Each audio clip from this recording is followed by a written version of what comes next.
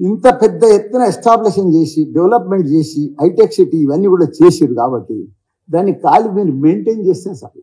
దాన్ని వీళ్ళు ఏం చేయవలసిన అవసరం లేదా. వీళ్ళు ఆన్లైన్లో నెలకు వీళ్ళు పైసలు వేసుకుంటూ పోతే చాలు. రైతు బంధు వేసుకుంటూ పోతే అయిపోయి.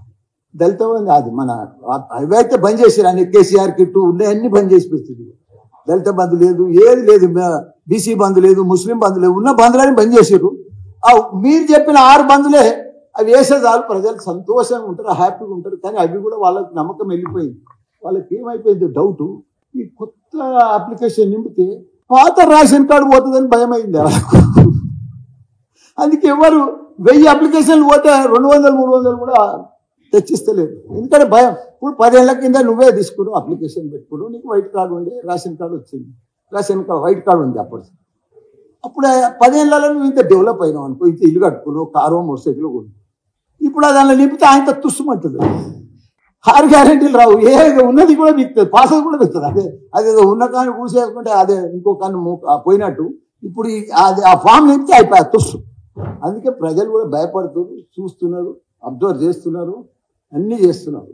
ఒక్కొక్క ఊర్లో ఎంత అభివృద్ధి, ఎంత పంటలు, ఎంత లెక్క, ఎంత నీళ్లు, ఎంత పర్ఫెక్ట్గా అభివృద్ధి పరిపాలన, ఎంత అడ్మినిస్ట్రేషన్. అది కేసీఆర్ అంటే వాళ్ళు జీర్ణించుకోలేకపోయింది. హైదరాబాద్లో సిటీలో కానీ కేటీఆర్ లేనిది కానీ అక్కడ కేసీఆర్ లేనిది కానీ జీర్ణించకపోతే గ్యారంటీగా ఈ పార్లమెంట్ ఎలక్షన్లో భారీ మెజారిటీ తోటి మా మల్కాజ్గిరి మేడ్చల్ అయితే భారీ మెజారిటీ ప్రజలకు అర్థమైపోయింది.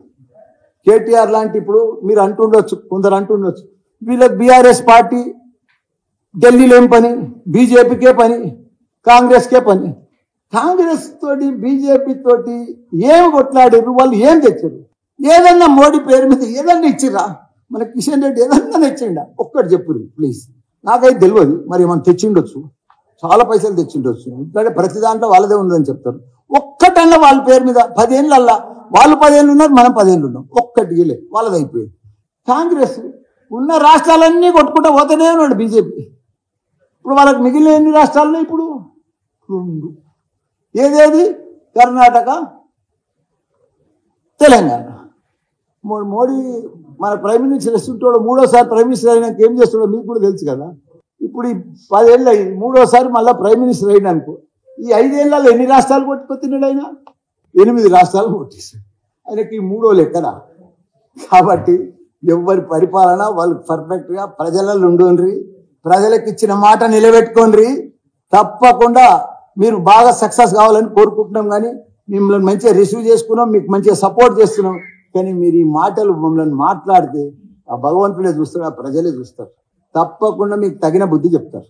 జై తెలంగాణ, జై కేసీఆర్.